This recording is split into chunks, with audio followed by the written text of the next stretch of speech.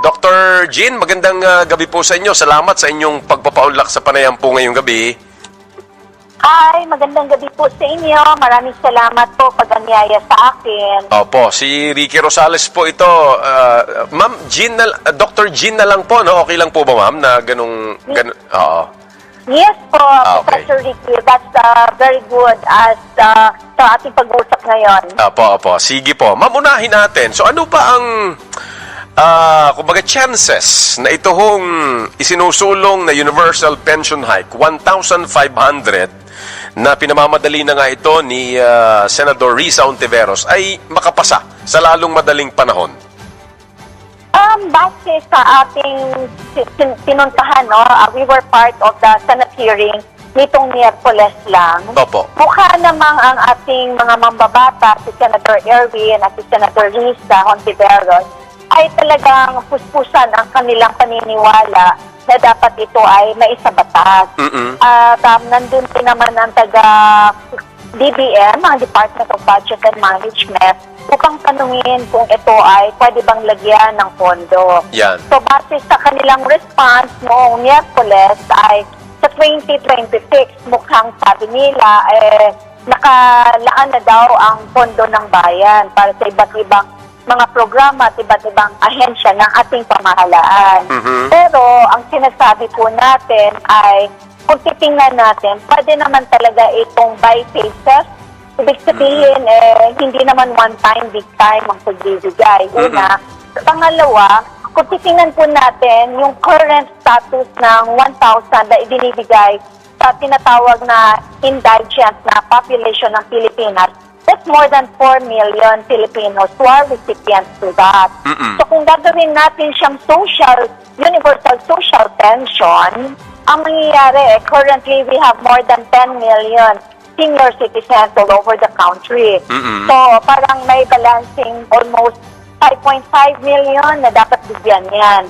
So gumawa din tayo ng computation na sarili natin sa NCSC kasama doon sa aming position paper na ibinigay sa Senado. Makikita naman natin na kung talagang paglalaanan siya ng pondo, pwede naman talaga. Yun.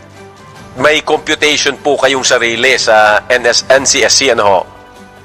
Opo, kasi kailangan nating tingnan dahil ako, paniniwala ko, being a medical doctor, Opo. at napansin ko na hindi naman lahat ng dapat ibigay ay ibigay natin. Ibig sabihin, there has to be a proper balance between our capacity, our economy, Yes. vis-a-vis the needs of other sectors and not just the seniors. Right. Pero base sa aming computation at 1,000 pesos, kung ipapantay natin sa lahat, hindi muna tayo mag-1,500, ay siguro this is more doable and realistic.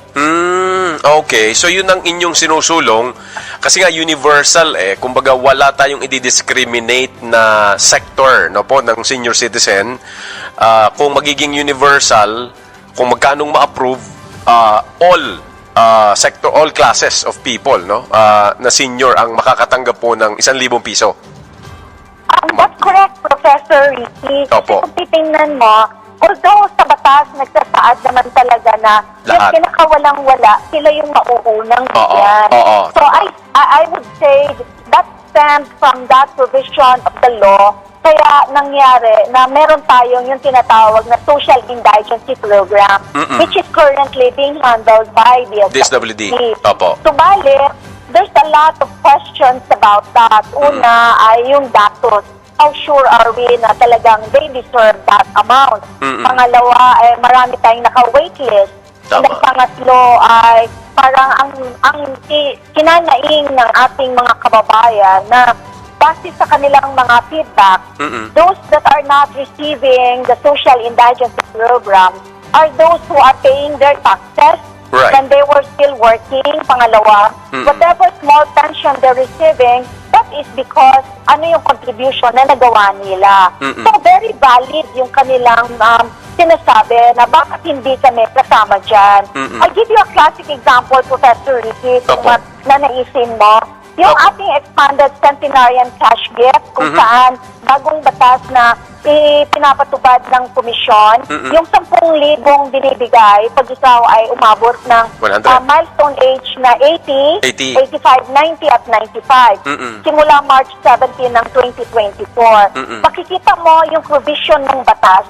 Wala siyang kinikilingan. Yes. Hindi siya kailangan na mahirap ka, may sakit ka, o sakitin ka, or wala ikaw economic support. So, it really encompasses everyone, no? So, wala siyang kinikilala. And when we are distributing that to our kababayans, no, may kaya man sila or wala, tuwang-tuwa silang matanggap nila yon. Yes. Not really the amount, but the thought na Yes. isinalin sila ng ating pamahalaan. Right. That's very right. Opo.